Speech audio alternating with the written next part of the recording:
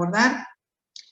Es una enfermedad en la cual hay, digamos, la patogenia involucra varias cosas, involucra factores biológicos, en donde tenemos una genética que predispone y una disfunción hipotalámica que tiene que hacerse evidente para que esto ocurra. La disfunción hipotalámica explica por qué no solamente las pacientes dejan de comer, sino también que les desaparece la menstruación, retroceden los caracteres sexuales secundarios, vuelve el patrón de secreción de hormonas gonadales a como si fueran cuando eran niñas. Entonces claramente hay factores biológicos, pero también tenemos factores psicológicos en donde tiene que ver la crisis del adolescente, por eso es que generalmente empiezan en la adolescencia o en los primeros años de la vida adulta. Hay un trastorno también con la identidad y el concepto de narcisismo, de verse siempre hermosos y perfectos, lo que hace que uno busque una forma, una imagen corporal, digamos, perfecta, digamos. Y por otro lado tiene que ver también los factores socioculturales, en donde tiene mucho que ver la familia. Generalmente estos trastornos aparecen en pacientes que tienen una familia disfuncional, padres separados, violencia familiar, abuso sexual, muerte de algún familiar. O sea, siempre hay algún entorno familiar favorecedor sumado a la cultura, que también ayuda a que uno busque una imagen, y el parecerse a sus pares, ¿no? A sus pares de la misma edad y digamos, de la misma condición, ¿no? Todas estas cosas tienen que actuar para que la paciente en cuestión que va a tener la enfermedad entre en esto que se llama dietismo, que es una especie de vivir haciendo dieta, seleccionando alimentos porque uno es más bueno que el otro, y eso lleva a que entremos directamente después en estos dos trastornos. Con respecto a los criterios diagnósticos de la anorexia nerviosa, estos son criterios que ya están hace un montón, ¿no? El rechazo contundente ya están en el DSM-3 y actualmente ya tenemos un DSM-6. Rechazo contundente a mantener el peso corporal por encima de un valor mínimo y se pone como el 85% del porcentaje del peso ideal. Miedo a convertirse en obeso, incluso estando delgado. Alteración de la percepción corporal, digamos, y la amenorrea. O sea, la amenorrea es necesaria como criterio diagnóstico en por lo menos 3 ciclos consecutivos que esté faltando, que tiene que ver con ese trastorno hipotalámico, digamos, que va a generar una disfunción del eje gonadotrófico. Los criterios diagnósticos, de acuerdo al DSM-4, fíjense que ya no solamente lo anterior que les mencioné, la restricción alimentaria, el miedo morboso a engordar, la perturbación en el esquema de percepción corporal, pero aquí tenemos designaciones de subtipos. Entonces la de tipo restrictiva y la de tipo atracones y purgas. O sea, la de tipo restrictiva es la claramente anoréxica, entonces en este caso pierden peso por la no ingesta, por el ayuno o el excesivo ejercicio. Y después tenemos la bulimarexia, en donde coinciden los atracones con el uso de conductas compensatorias, que pueden ser vómitos, laxantes, diuréticos, enema. Y también se incorporó en el último DSM el peso corporal. Entonces, levemente severo, cuando tenemos igual o más a 17, moderadamente severo de 16 a 16.9, bajo peso de 15 a 15.9, y el peso extremadamente bajo, que sería un IMC menos de 15. Entonces, han cambiado algunas cositas, pero fíjense que es lo mismo, y bueno, y sigue estando la amenorrea como una cuestión que tiene que estar. Aquí ustedes ven lo que es 2 chicas de peso normal, y luego de que a esta chica le afecte, digamos, la anorexia nerviosa, aquí ya la tenemos en etapa de recuperación. Por eso es que se le ha de hecho tomado la foto y todo, ¿no? De este físico que ven acá, normal, vamos a esto, en donde pareciera como una calavera, ¿no? Bueno, y esto es que ya está en recuperación. Entonces, algunas cosas que uno debe fijarse, porque a veces estos pacientes nos llegan porque lo trae la madre, porque vienen porque no van de cuello, porque están en amenorrea, y empezamos a buscar otras, nos podemos desviar del problema base. Muchas veces vienen disfrazadas, con mucha ropa, tratando de disimular la delgadez.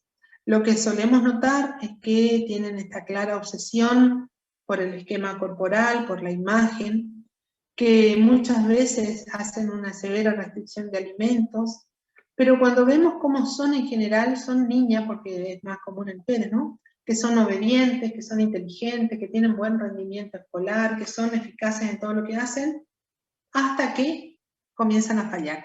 Cuando comienzan a fallar es porque ya estamos prácticamente en la etapa de estado de la enfermedad, en donde si las desvestimos seguramente y comparamos su peso anterior con el peso actual, han perdido muchísimo peso.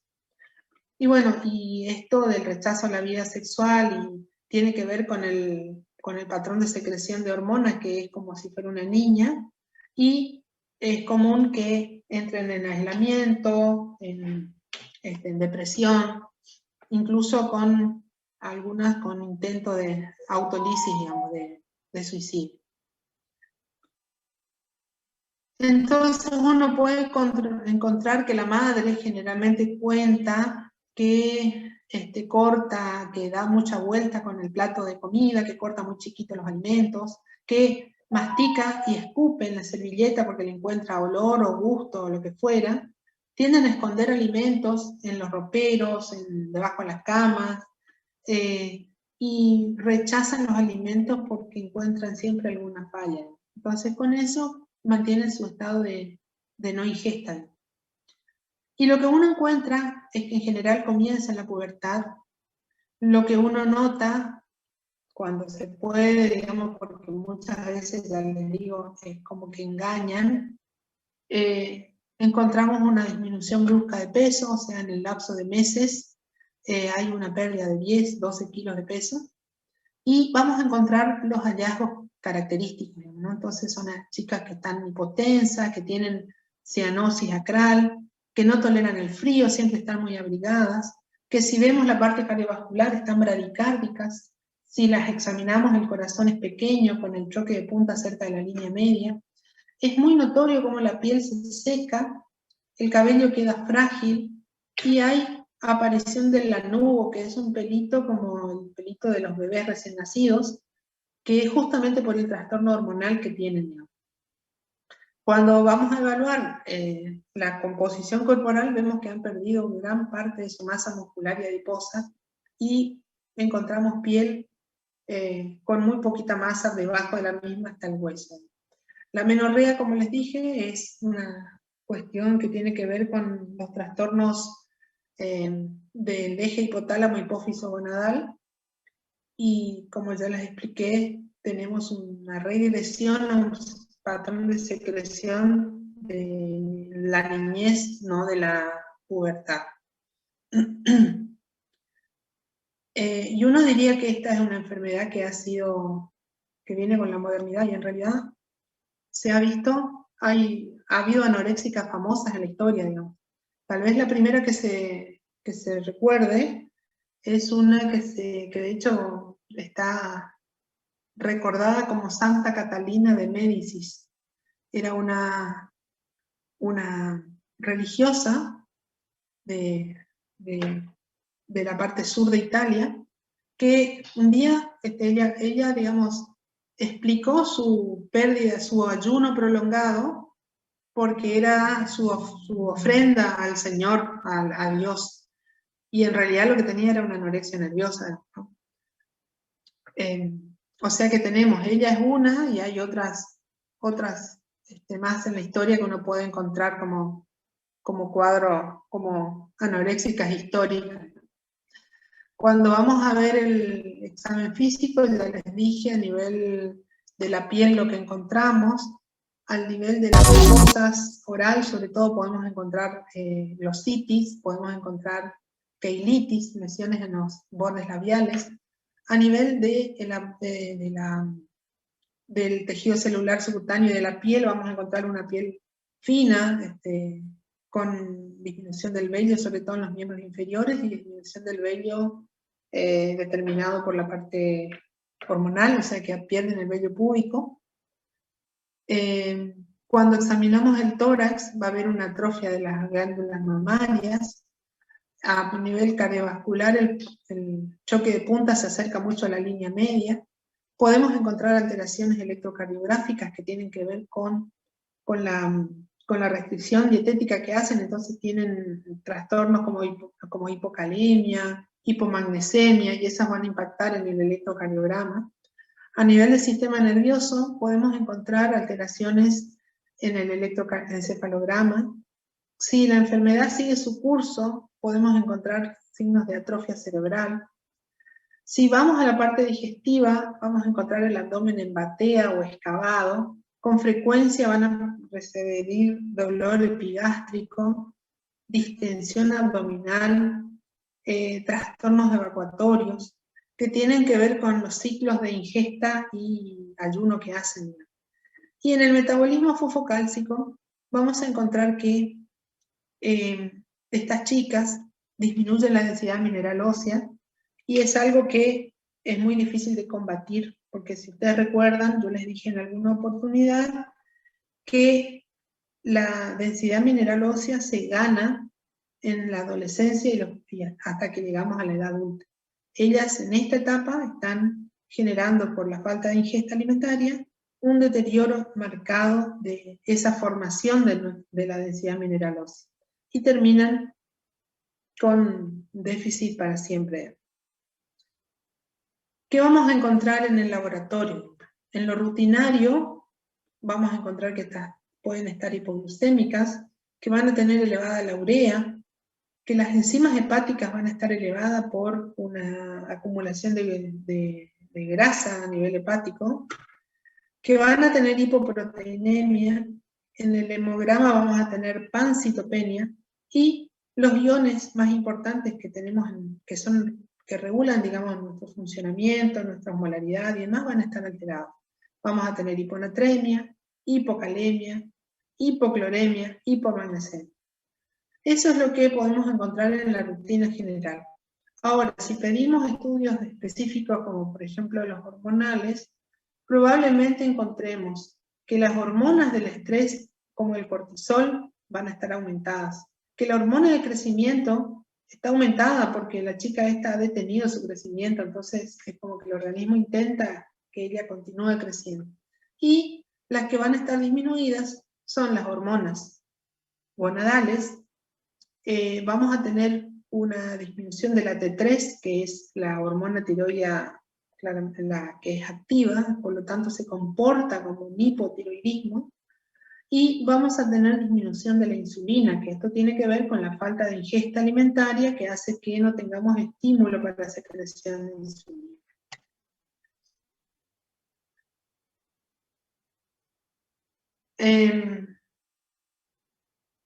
¿Qué pasa con las hormonas, digamos? El cortisol está elevado, dijimos, y las causas son el hipotálamo, que aumenta la hormona liberadora de corticotrofina, y la disminución del lavado, del clearance de cortisol, por trastornos en la función hepática y renal.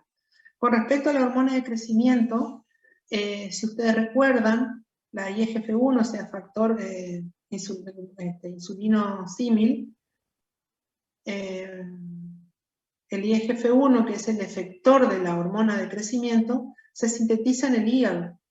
Y en el hígado tenemos hipofunción porque dijimos que está el paciente con el hígado infiltrado de grasa, digamos. Entonces está disminuida la IGF-1, está disminuida la proteína transportadora de hormona de crecimiento por falta de síntesis, y eso hace, y bueno, y encima eso nos lleva a que, digamos, vamos a tener un paciente desnutrido. En la desnutrición es muy común que tengamos disminuida la IGF-1, disminuida la proteína transportadora.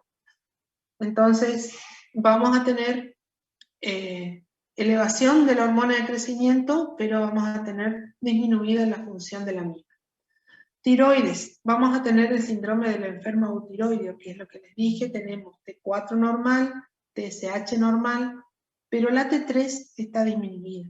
Y para que nuestro funcionamiento tiroideo sea normal, armónico, nosotros tenemos que tener que en la periferia la T4 debe convertirse a T3, que es la T3 activa. En esta condición, la T4 se convierte a una T3 reversa, que normalmente hay un porcentaje pequeño, más o menos el 15% de conversión, que es a T3 reversa, pero esa es inactiva. El 85% es a T3 activa. En el caso de estas pacientes con anorexia nerviosa, nosotros tenemos mayor capacidad de transformación a la T3 reversa. Entonces, se comporta como un hipotiroidismo. La glucemia, el paciente está hipoglucémico y tiene que ver con que el hígado disminuye su función. Gastó toda su reserva de glucógeno y está disminuida la gluconeogénesis. Con respecto a, por ahí se tiene en cuenta la leptina, si no hay grasa no hay leptina, así que la leptina está francamente disminuida.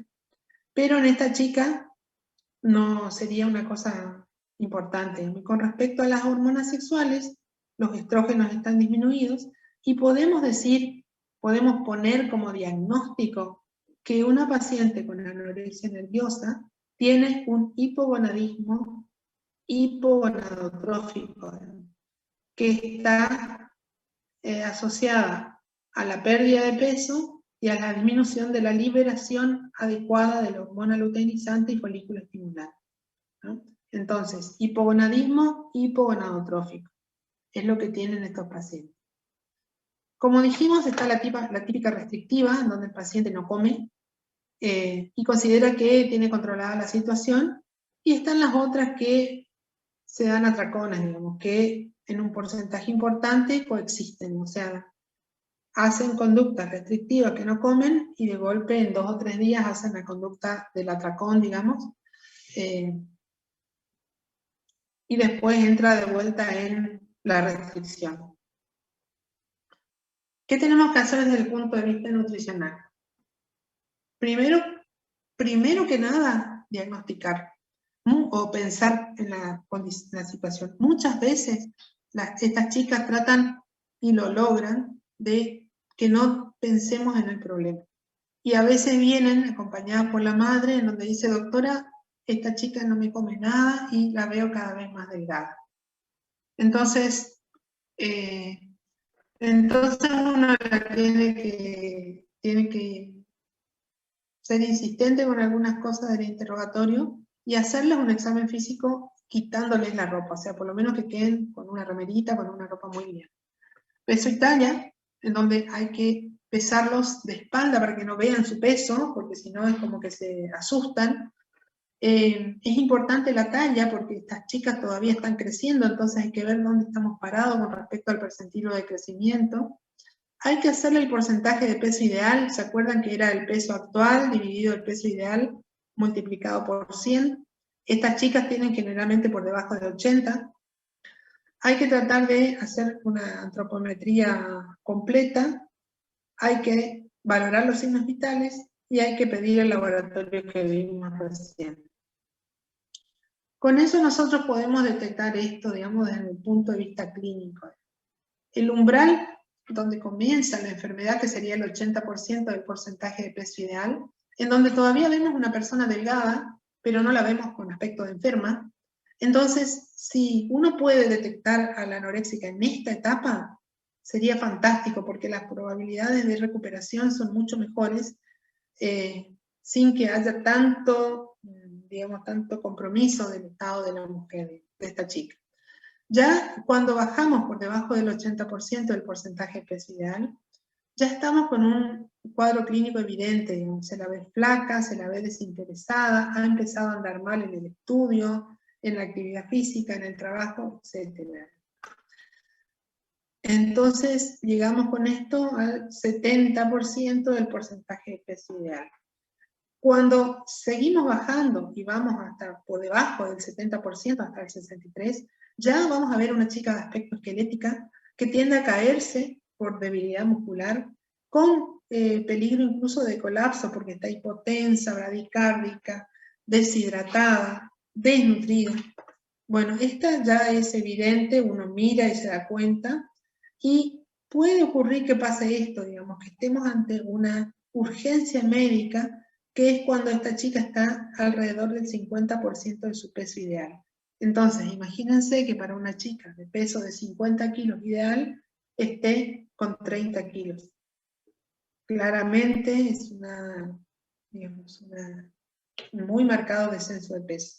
Este punto es una urgencia por el hecho de que aquí es donde tenemos con mayor probabilidad trastornos hidroelectrolíticos, convulsiones, shock, infartos por arritmias, etc. Y puede llevarle a la muerte al paciente cualquiera de estas complicaciones. Ya aquí la chica está prácticamente con escasa actividad física, con las funciones mentales muy alteradas y con alteraciones en su movilidad. En la bulimia, vamos a ver que el tratamiento se enfoca igual, entonces reitero lo que es el diagnóstico de bulimia nerviosa. Es un cuadro clínico en el que coexisten episodios recurrentes de atracones con una conducta inapropiada compensatoria. Entonces, llamamos episodio recurrente a la ingesta de gran cantidad de alimento en un corto espacio de tiempo y a la sensación de falta de control sobre la ingesta. Y a la conducta recurrente o inapropiada, los vómitos, el abuso de laxantes, los diuréticos, el ejercicio excesivo, etc. Para que tengamos bulimia nerviosa tenemos que tener por lo menos una vez por semana durante 3 meses los atracones con las medidas compensatorias para considerar que es diagnóstico. Fíjense que acá no hablamos de amenorrea y en general estas chicas tienen algún trastorno, pero tienen más bien una oligomenorrea. La bulimia, digamos, ya no se considera lo que por ahí uno encuentra en los libros, que se divide en purgativa y no purgativa. El DSM-4, DSM-5, el Manual de las Enfermedades Psiquiátricas, la eliminó directamente desde que se, digamos, que salió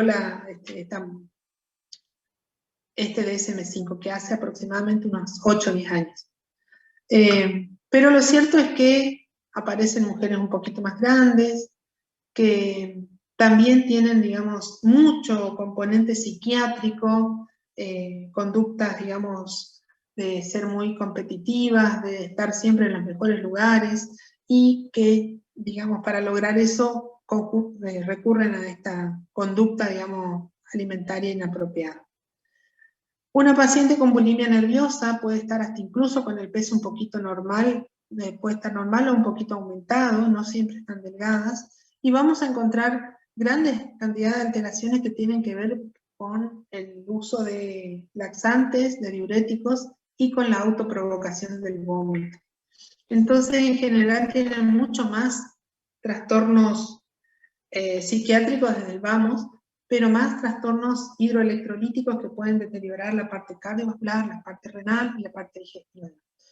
Entonces, peso más o menos normal, conducta, digamos, de bastante irritación o angustia a nivel de la parte psiquiátrica, deterioro del esmalte dental, encontramos ahí dientes amarillos, gastados, rotos, que tienen que ver con la provocación del vómito. Se puede encontrar incluso callos en la mano, de acuerdo a cómo se introduce en el dedo para provocarse el vómito. Generalmente son entonces compulsivas, son irritables, y eso lleva a que, digamos, ingieran la comida de manera rápida, compulsiva, sin posibilidad de controlar esa ingesta. Claramente son pacientes que concurren al psiquiatra por diferentes razones, porque están deprimidas, por ansiedad, por múltiples cuestiones. Lo que no se ve tanto en la anorexia nerviosa, no tiene tanto psicopatología asociada. Y aparecen estas cosas, digamos, la queilosis, que es la lesión de los ángulos de los labios, que generalmente se debe a déficit de complejo vitamínico B. La erosión del esmalte dental, la perimólisis, en donde no solamente se erosiona el diente, sino que tenemos una inflamación de la encía. Fíjense que es muy común y es una consulta odontológica frecuente, en donde hay que darle tratamiento con enjuagues bucales antisépticos. Las gingivitis pueden ser desde una perimólisis con ligera congestión alrededor o directamente gingivitis sangrantes, hipertróficas, que son extremadamente difíciles de combatir. Aquí también tenemos que considerar los déficits vitamínicos y la sobreinfección bacteriana por el cambio de pH a nivel bucal. Es muy común que encontremos agrandamiento de las glándulas salivales, sobre todo la submaxilar. Que son de hecho dolorosas, se inflaman, llevan a que tengan la boca seca, y eso se soluciona de manera sencilla, digamos, con compresas calientes sobre la zona, o si no, con pirocarpina para estimular la contracción, digamos, y la eliminación de la saliva. Una medida fácil son los caramelos francamente ácidos que estimulan la secreción de las glándulas maxilares. La migrasemia suele estar alta, en parte por el aumento de la amilasa salival. ¿Y qué tenemos que hacer con respecto al tratamiento de estas chicas? Necesitamos un marco institucional, o sea, tienen que estar dentro de una institución, de un hospital, de una clínica, de un hospital de día, en donde podamos contar con un equipo multidisciplinario para abordar el tratamiento de estas cuestiones. Los objetivos de tratamiento son varios, pero básicamente lo que se quiere es sacarle de la desestabilización que le genera la enfermedad en su estado general. Entonces, objetivo número 1, estabilizar el cuadro clínico del paciente y del patrón alimentario. Objetivo número 2, una expectativa de incremento de peso razonable.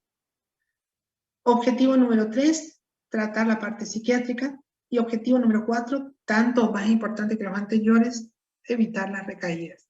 En anorexia nerviosa hay un porcentaje grande de las pacientes que hacen el cuadro que si se curan no lo vuelven a tener nunca más, hacen remisión completa. Pero algunas pueden volver a recaer años después en un episodio nuevamente de anorexia nerviosa. El tratamiento se basa en atención clínica, atención nutricional, atención de psicología y terapia de apoyo familiar. Entonces, incrementar el peso y superar los riesgos de la malnutrición. Eso involucra evitar el consumo de los medicamentos que generaban los trastornos, trabajar en la autoprovocación del vómito para empezar a lograr un aumento de peso. El control debe hacerse básicamente con un plan alimentario adecuado, con una realimentación lenta, segura, que contemple la necesidad del paciente de tener atracones, cosa de enseñarle cómo combatir ese pensamiento, suplementar en forma adecuada, entonces, como dije recién, si tiene una queilitis habrá que darle vitamina D. Hay que hacer educación nutricional, sobre todo intentando la reeducación alimentaria. Depende cómo está nuestro paciente, probablemente la manejemos en forma ambulatoria, en forma de internación de día, o en los casos graves directamente internación en un hospital. Dentro de la parte psicológica es muy importante el trabajo en conjunto, es muy importante la modificación de la conducta alimentaria, y para lograr esta modificación hace falta nuevamente educación.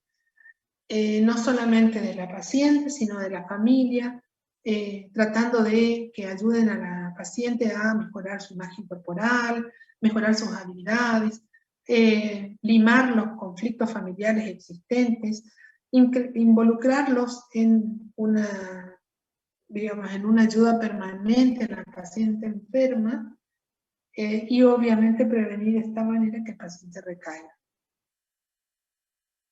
Importa dentro de lo psicológico la atención grupal, varias cosas. Primero, posibilidad de intercambiar o de participar en un grupo en donde hay cosas en común.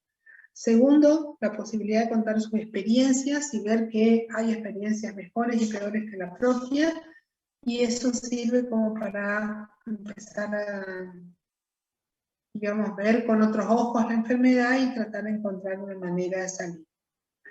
Validez, entonces, consensual o universalidad. Lo que me pasa a mí también le pasa a la otra, a mi vecina o a mi compañera de banco. Entonces, esto sirve como para fortalecer ese feedback y para ayudar a algunos, para que otros le ayuden, y de esta manera se establece el beneficio de lo que es la psicoterapia grupal. Y obviamente, con todas estas cosas que mencioné recién, incrementamos la autoestima, le damos a la niña satisfacción por contribuir con su tratamiento y con el de sus compañeras de clase o de consultorio. Entonces es de mucha utilidad. Y bueno, simplemente un pequeño detalle con respecto a los fármacos, pero en realidad no hay ningún fármaco que haya demostrado que sirva.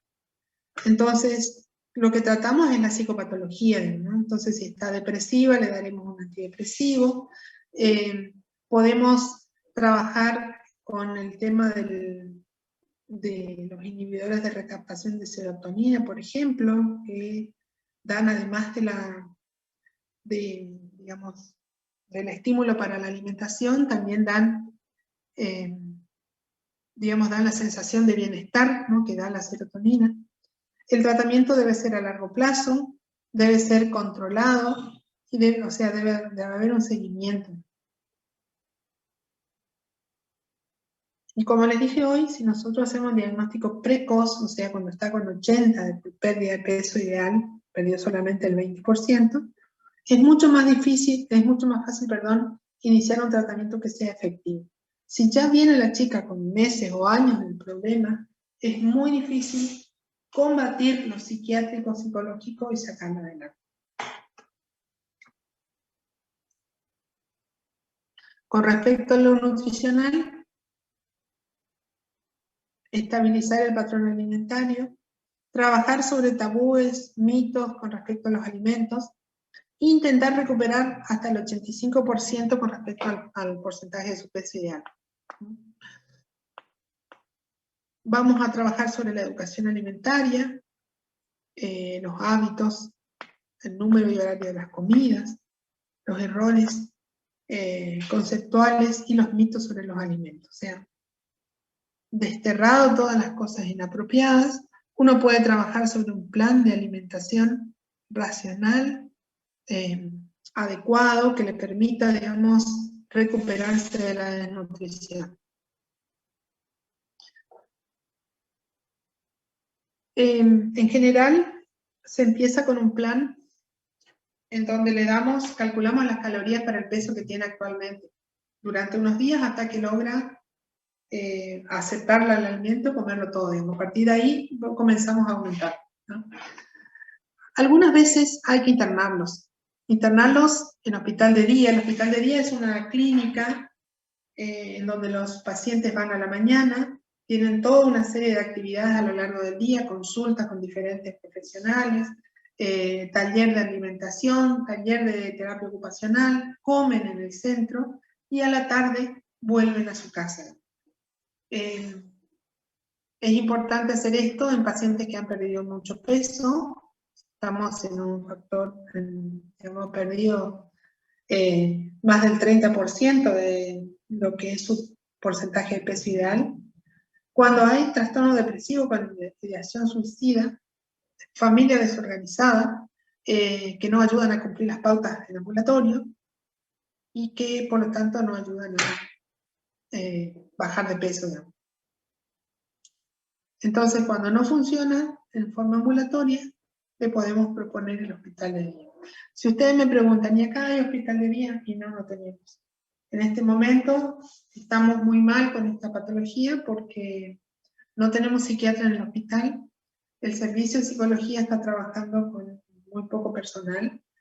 Y bueno, y esto necesitamos trabajo en equipo.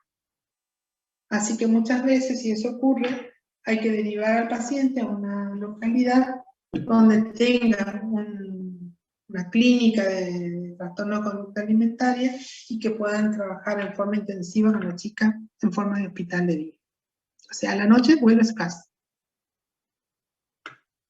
Y las formas graves que requieren internación son estas: que pierda peso, más del 50% de su peso ideal, que tenga trastorno de conciencia o convulsiones, que esté totalmente negada a la ingesta de líquidos y alimentos, que tenga deshidratación, que tenga hipopotasemia, que esté con una arritmia, con una pancreatitis, con una hemoptisis masiva o dilatación gástrica aguda. En estos casos debe internarse de manera urgente a estas pacientes. Entonces, resumiendo, los criterios de internación serían pérdida del peso de hasta el 30% o inferior al 70% del peso ideal, que tengamos alteraciones hidroelectrolíticas graves que puedan comprometer la vida, que haya infecciones, que haya alteración en los signos vitales. Entonces vamos a tener hipotensión, bradicardia, hipotermia, que son, digamos, los que llevan a estas chicas al hospital. Hay que corregir estas anormalidades electrolíticas antes de empezar a pasarle alimento. Entonces se corrige el potasio, se corrige el fósforo y se corrige el cloro. El cloro es el menos problemático porque se aporta junto con la solución fisiológica de cloruro de sodio y ya estamos reportando. Por ahí, estos son los que hay que fijarse y colocar aparte, digamos, en el plan de hidratación. Las ampollas de cloruro de potasio o de fósforo.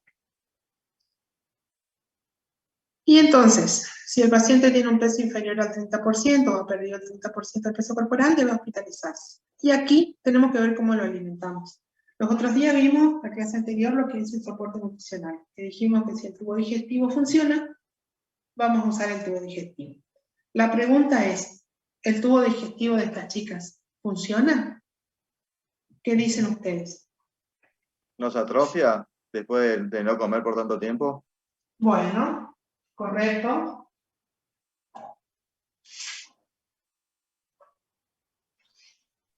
Puede ser que tenga una hipomovilidad por el mismo hecho de no estar ingiriendo comida ni nada de esas cuestiones. Y si tendría que hacerlo, le podría caer mal o llevar a un ilio. Bueno, entonces, por eso es que habíamos dicho inicialmente corregir las alteraciones hidroelectrolíticas y estabilizar los signos vitales.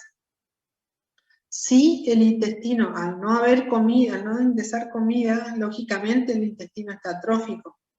Hay una alteración del peristaltismo, hay retardo en el vaciamiento gástrico, hay, digamos, estímulos alterados que están funcionando, o sea, el intestino no va a funcionar bien y encima está atrófico, entonces no le podemos dar cualquier comida. Aplica lo que dijimos en la clase anterior también, en donde para iniciar una recuperación, ¿qué le darían ustedes por boca? ¿Qué dieta le darían el primer día? Líquida.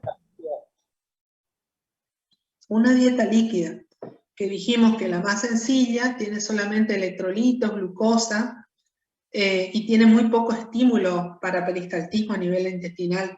Entonces, lo recuperamos hidroelectrolíticamente y ya empezamos a generar estímulo a esa mucosa intestinal, ¿no?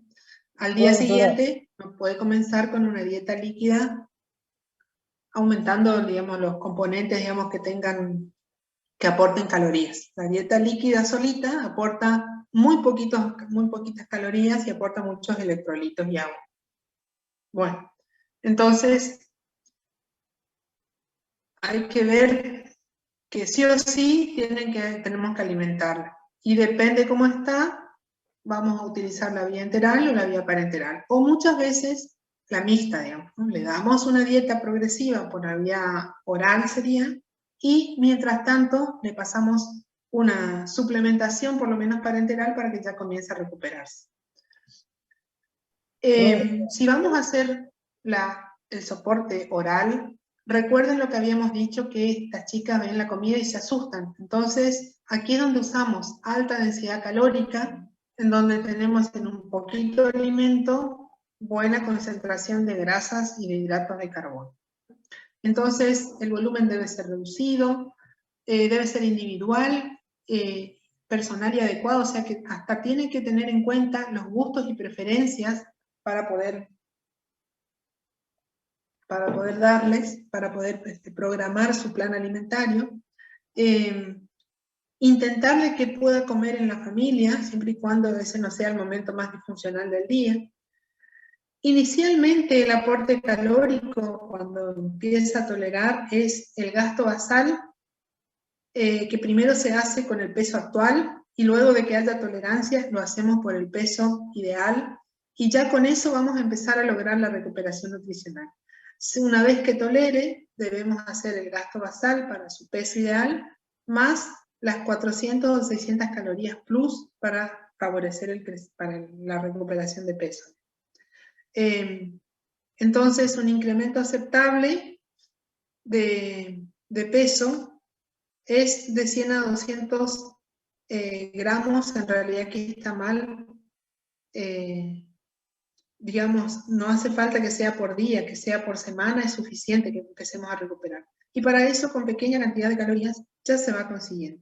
Fíjense que la fórmula, aumentamos un poquito las grasas, porque necesitamos mayor densidad energética, aumentamos un poquito las proteínas, porque estas chicas están expoliadas de proteínas, y si todo anduviera bien, dijimos que necesita equipo, entonces le tiene que ver el médico clínico, le tiene que ver la nutricionista, le tiene que ver el psicólogo, le tiene que ver la terapeuta ocupacional, tiene que estar permanentemente en control con todo el equipo para digamos, asegurarnos el éxito del tratamiento. Y no dar de alta, sino ir dando controles más alejados. Si logramos superar el episodio de anorexia nerviosa exitosamente, probablemente nunca esta chica con anorexia nerviosa haga la recaída. Si logramos superar una bulímica y la ponemos en buen estado, probablemente vuelva a tener recaída porque tiene que ver con la psicopatología que tienen estas chicas.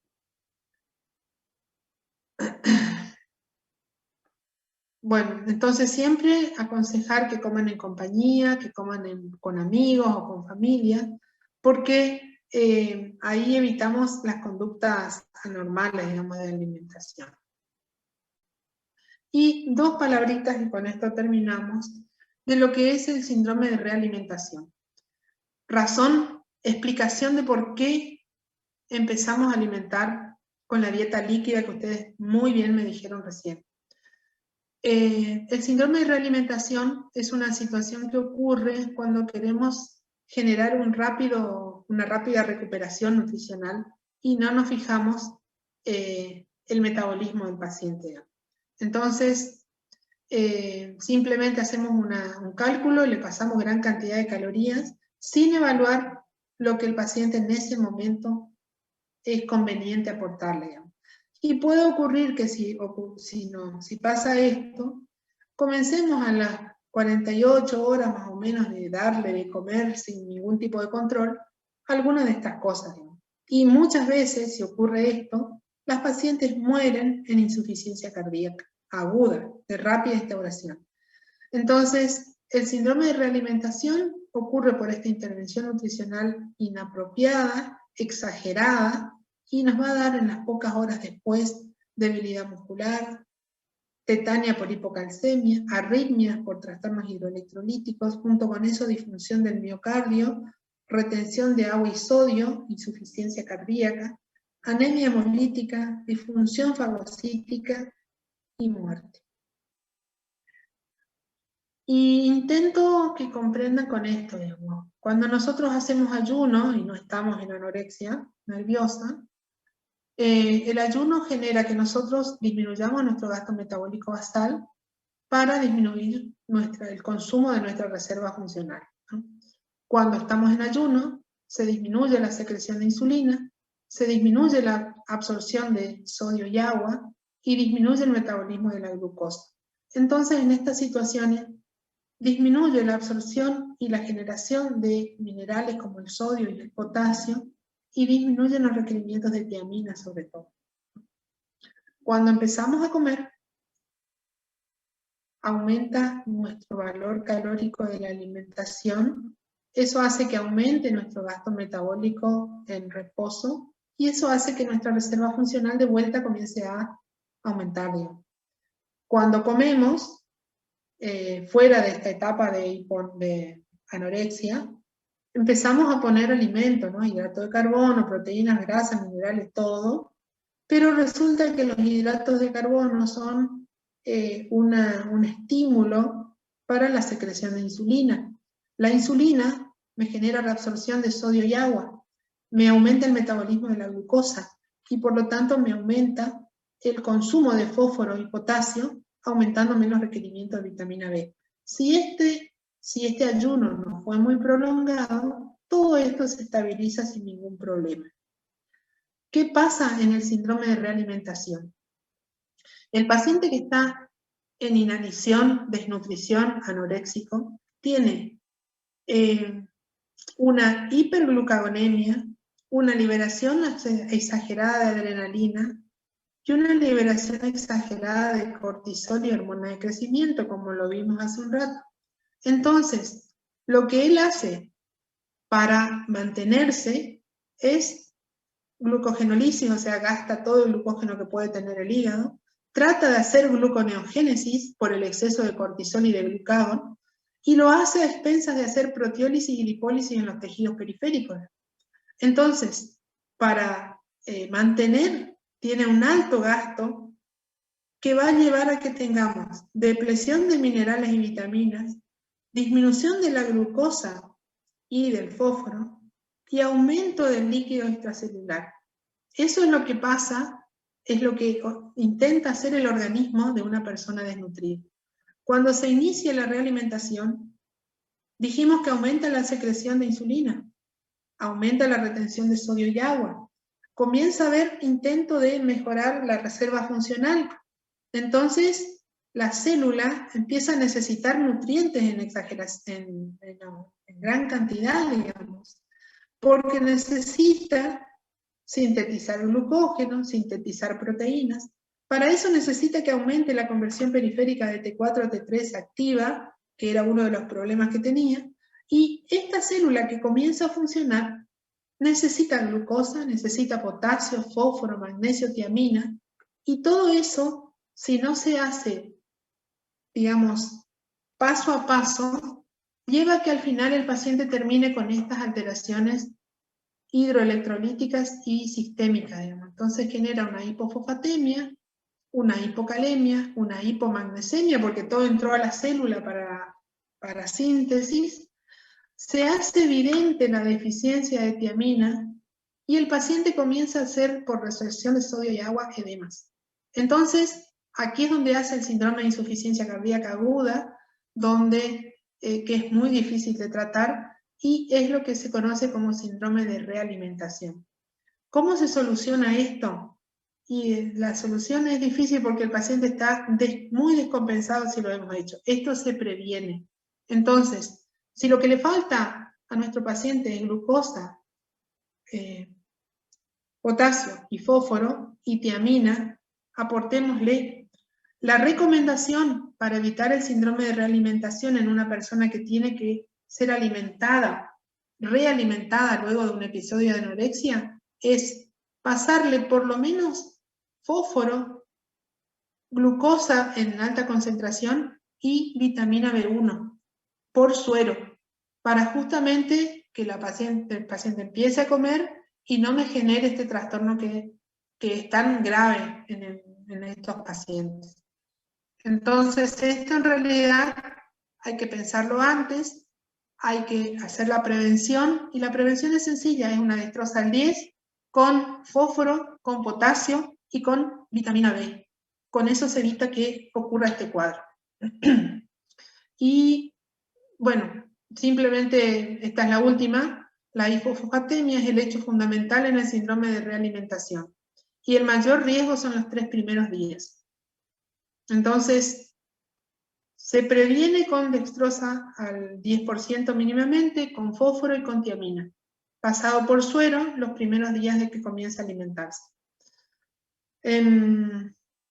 Bueno, y fíjense que una hipofosfatemia severa con un fósforo de menos de 1,5 tiene una mortalidad del 30%.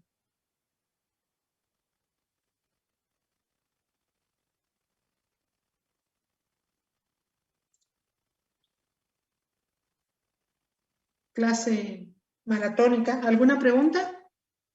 Profesora, una consulta. En estos casos, ¿se le debería dar una vía enteral con goteo? No, ¿Va a hacer depende. falta? Depende que el paciente quiera comer o no. Si el paciente no quiere comer y el intestino funciona, sí. Pero si el paciente quiere comer y puede comer, hay que insistir siempre que coma. Le damos la comida en un plato como se da siempre. La enteral por sondita se suele dejar cuando no alcanza a comer todo lo que le indicamos. Entonces, cuando duerme, se le pasa por sonda una suplementación.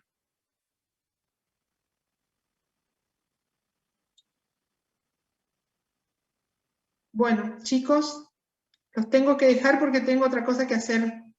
Así que Hasta luego, profe. les estaré subiendo.